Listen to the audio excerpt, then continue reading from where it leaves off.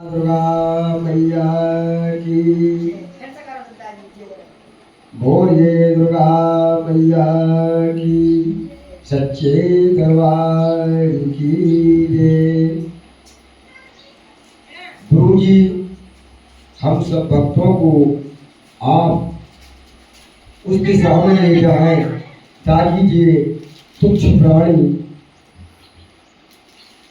मैया की सेवा की, उनके चरणों की सेवा नवरात्रि क्या है, इसका विधान क्या है, और माँ भगवती के चरणों में यदि कोई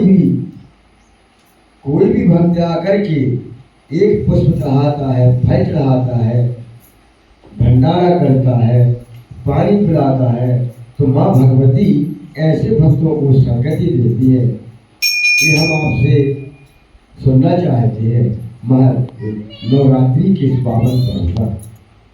तो हम सब मिलकर के भगवती के, जब तक हम जानेंगे नहीं कि फिर प्रतीत होने प्रीति, जब तक हमको प्रतीत है सदगुरु के गुरु गोविंद दुई खड़े कागे लागो पाओ, तो बलिहारी गुरु आपकी गोविंद देवता। हम सभी के लिए रामचंद्र मानस में हमारे गोस्वामी तुलसीदास जी कहते हैं, बोले प्रथम विप्रचार की प्रीति। यदि आप ब्राह्मणों के चरणों में प्रीति रखेंगे तो भगवान की भक्ति को निश्चय प्राप्त कर सकते हैं। और भगवान भोलेनाथ खुशीराव बेटा ऐसे दयालु हैं। भगवान राम अपने अयोध्या वासियों से एक पैर से खड़े होकर के क्या कहते हैं, बोले कई और गुप्त मत सबई कहो कर जोर, शंकर भजन बिना भक्ति ने पावे मूर। और यहाँ तक कि भगवान राम जब लंका जा रहे थे तो आज भी ज्योतिर्लिंग में से भगवान राम की स्थापना के, बोले जो रामेश्वर दर्शन करी सोनर भवसागर तरी, और जो गंगा जल यान चढ़ावे। तो काल हमारे समस्त ग्रामवासी भगवान शिव का अभिषेक किया। कोटि कोटि धन्यवाद का हमारे इस छोटे से ग्राम में भक्तों की भीड़ लगी और भगवान भोलेनाथ का गुरु जी के द्वारा रुद्राभिषेक हुआ। धन्य है वो जो आज भगवान का रुद्राभिषेक करने का हमको अवसर प्राप्त हुआ। सर बोले भगवान की कृपा से माँ भगवती के दरबार के आज गुरु जी रहे तो उनके द्वारा बहुत बड़ा कार्य हमको बड़ी प्रसन्नता, बड़ी शांति मिली। बोले सदगुरुदेव भगवान की जय। ओम शिवाय नमः, शिवलिंगाय नमः। नवरात्रि जो शब्द है वो नव और रात्रि दो पद से मिलकर बना, दो शब्दों से बना। नव का अर्थ है नौ और रात्रि का अर्थ है रात्रि।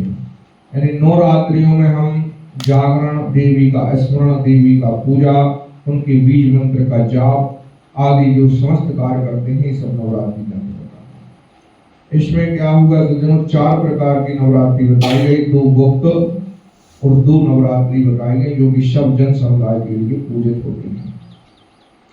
गुप्त नवरात्रि में 10 महाविद्याओं का पूजन होता है जो अत्यंत प्रचंड होती हैं। उनके पूजन में बहुत सावधानी बरतनी चाहिए, इसलिए गृहस्थ आश्रम वाले वहाँ जो है गुप्त नवरात्रि पूजा कम ही देखने को मिलती है, क्योंकि बड़ी कठिन साधना होती है। काली जो है उन गुप्त नवरात्रि की प्रथम देवी होती काली, और बहुत खतरनाक देवी एक देवी होती जिसका सिर नहीं होता, छिन्न मस्तिका, बकलामुखी होती जो कि साक्षात जो है फल को देने वाली होती है। तो वो देवियां जो है पूजित तो होती हैं पर जन समुदाय साधारणतः उनकी पूजा नहीं कर पाता। पर ये जो सौम्य स्वभाव की माता है नवदुर्गा, जो पार्वती जी के ही रूप है 10 महाविद्या और नवदुर्गा, जी नवरात्रि में नवदुर्गा की उपासना होती है।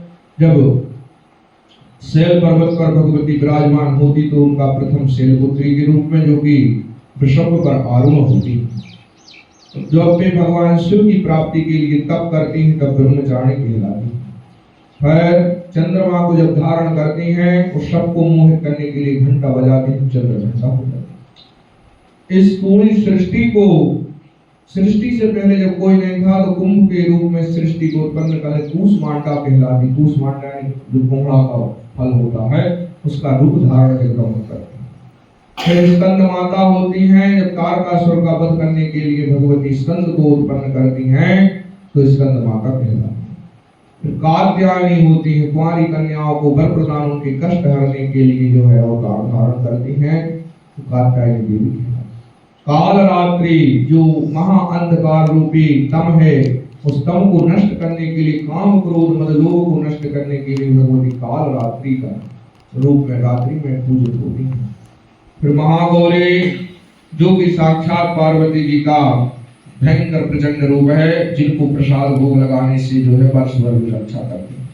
सिद्धधात्री जो सिद्धधात्री जिनका पूजन कर, नवरात्रि का पूजन कर राजा रामचंद्र ने सिद्धि प्राप्त करी और 10वें दिन विजयादशमी में अधर्म पर धर्म और असत्य पर सत्य की विजय के रूप में रावण का वध कर दिया। रावण का वध क्या है? जो हमारे अंदर जो तम है, हमारा अभिमान है, हमारा घमंड है, हमारी जो कुकर्म है, हमारी जो दुष्ट स्वभाव है, खराब प्रवृत्ति, वही रावण है। हमें जगदम्बा की उपासना कर अपने अंदर के बसे रावण को ही मारना चाहिए। हमारे जो काम क्रोध लोभ हैं उनको नष्ट करना ही रावण का वध कहलाता है। यह परंपरा बनी तो जी नवरात्रि जो है राजा रामचंद्र द्वारा प्रारंभ करी गई। दूसरी नवरात्रि होती चैत्र में, जो कि 12 साल का एक बार अकाल पड़ गया। सभी जन समुदाय जो है अत्यंत त्राहि होने लगी। सब ब्राह्मण के पास गए, ब्राह्मण संतों के पास गए। संत जो हैं हिमालय पर्वत पर जगदम्बा की सबने आराधना करी। जब यज्ञ ना होते, जब अन्न ही नहीं रहेगा तो यज्ञ ना होगा, तो यज्ञ की हवि से जो देवता प्रसन्न होते हैं तो आहुति डरती है तो सीधे साक्षात देवताओं के पास जाती है। यही उनका भोज्य होगा। तो देवता भी जो है त्राहि होने लगे कि यज्ञ ही नहीं हो रहे हैं। देवता भी आ गए हिमालय पर्वत पर, सभी आकर जो है भगवती की उपासना, भगवती का ध्यान करते हैं। भगवती साक्षात प्रकट हुई, जो कि 100 नेत्रों से देखने लगी। तो जब जगदम्बा ने देखा कि पृथ्वी सूख चुकी है, वो प्राणी जो हैं अन्न के कारण दुखी हो गए। देवता हवि के कारण दुखी हो रहे हैं तो क्या देखते हैं कि भाई जगदम्बा ने बहुत रोना प्रारंभ किया। जगदम्बा अपने 100 नेत्रों से इतनी रोई है कि आंसू बहने लगे। 100 नेत्रों से रोने के कारण का नाम शताक्षी हो गया। और जब रोई तो उनके जो आंसू पृथ्वी पर गिरे, उससे प्रथम धान्य जो उत्पन्न हुई शाक, उसी को शाकंभरी देवी कहने लगे। और आजकल हम व्यवहारिक जीवन में गांव की भाषा में उनको जवारी कहते हैं। उनका नाम जो है शाकंभरी देवी हो गया, शाक बोलते हैं। तो हर वर्ष फिर उन शाक की उपासना होने लगी। चैत्र नवरात्रि कथा और 2 जो नवरात्रि होती, गुप्त तांत्रिक विधान की पूजा के लिए भी होती, सात्विक के लिए भी होती। जो जिस भाव से उनको भजे, तो ब्राह्मण और साधु संतों के द्वारा ही ज्यादा उनकी उपासना होती। आम जनता जो है, आम जन समुदाय उन गुप्त नवरात्रि की पूजन करने में असमर्थ होता है, क्योंकि उनकी साधना बहुत कठिन होती है। जैसे हमारी प्रथम देवी शैलपुत्री, ऐसी काली प्रथम देवी होती, भयंकर उपासना होती है। ऐसी 4 जो है नवरात्रियां हमारे द्वारा जगदम्बा को पूजा करते हैं, क्योंकि ऋतु परिवर्तन आदि होता है। बरसात के बाद जो है शीत ऋतु का प्रवेश होता है, तो इसमें अनेक प्रकार की बीमारियां, विघ्न, बाधाएं, महामारी उत्पन्न होती है। इन विघ्न, बाधा और महामारी से रक्षा के लिए हम व्रत रखते हैं और जगदम्बा का जो है उपवास रखते हैं। जगदम्बा की 9 दिन उपासना करते हैं, जिससे जो हमारी रोग प्रतिरोधक क्षमता होती वो अपने आप बढ़ जाती है। वैज्ञानिकों ने माना करोड़ों साल से चलता आ रहा नवरात्रि का, और अंत में समस्त साइंस वालों वैज्ञानिकों ने भी कह दिया कि भाई व्रत नवरात्रि का पूजन जरूरी है। इसमें शरीर में जो स्थिति होती है, यहाँ पर रोग राई आप देखेंगे, साल भर में सबसे ज्यादा बीमारियां डॉक्टर के दरवाजे पे भीड़ लगी रहती है। इसी नवरात्रि में कुआर के महीना में सबसे ज्यादा रोग है। तो जगदम्बा इन रोगों से रक्षा करने के लिए जब हम उपासना करते हैं तो हमारा शरीर जो है सबल हो जाता है। जगदम्बा जो है रोग प्रतिरोधक क्षमता बढ़ा देती है, वैज्ञानिक वाली माना।